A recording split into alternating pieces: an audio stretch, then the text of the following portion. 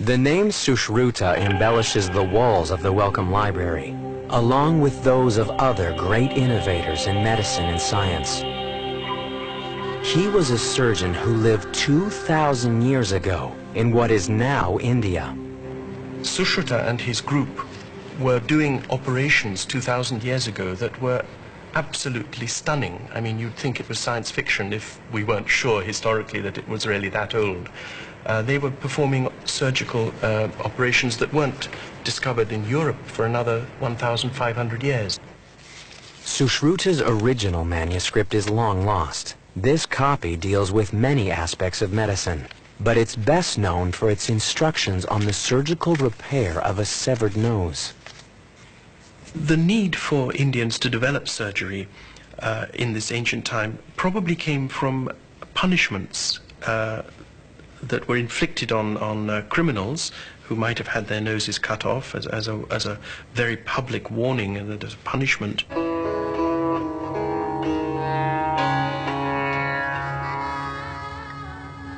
The severing of an enemy's nose has been a Hindu practice through the ages.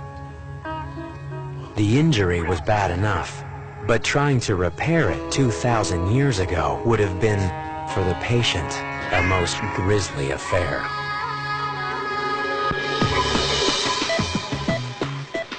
Today, modern anesthetics make a nose reconstruction bearable. Jonna Ludwig will not feel a thing. We've cleaned up the defect and it's a little torn up. Even though the technology gap is vast, the method Dr. Menik will use to repair Jonna's nose is a direct adaptation of the Indian surgeon Sushruta's 2,000-year-old technique. We created a little three-dimensional bent foil pattern of the missing skin. Dr. Menik has made a template to guide his scalpel when he cuts donor skin from Jonna's forehead. Sushruta basically did the same thing. They made a pattern of a leaf, placed it on the forehead, and then cut out an area of skin corresponding to what they thought needed to be replaced.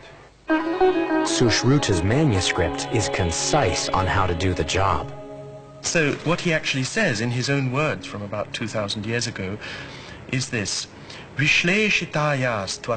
when a nose has been cut off, I shall describe to you properly how it can be repaired.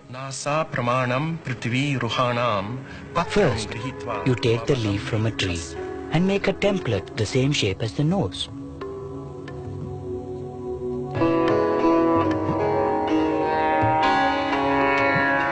Place it on the cheek and cut from the cheek a piece of skin the same shape as the leaf.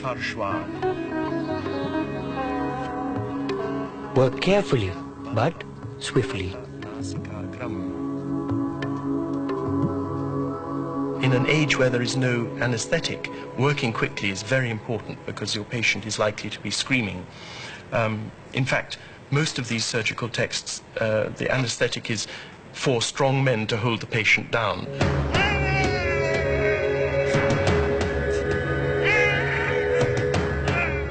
Cutting skin from the cheek was not the end of the agony. Then he scarifies the nose, that is to say, the stump where the nose was gets scratched and made bloody and ready to receive new tissue. And then this new piece of skin cut from the side of the face is attached to this scarified area.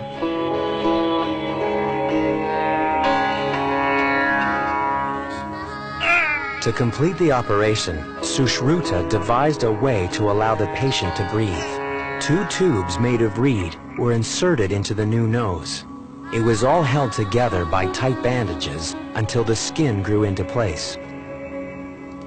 Sushruta ends by saying, the physician who can do this, who knows this technique, is fit to repair, to work on a king. Ya evam eva janiyat sa rajnya kartum arhati. He is worthy to perform on a king. Sushruta's surgical innovation has influenced medicine through the ages. His techniques were adopted by travelers and taken west. The compendium that Sushruta created was well known in India, and it isn't until about the 7th or 8th century of the Christian era that we begin to hear that it's known in the Middle East and that there are Arabic translations of this work.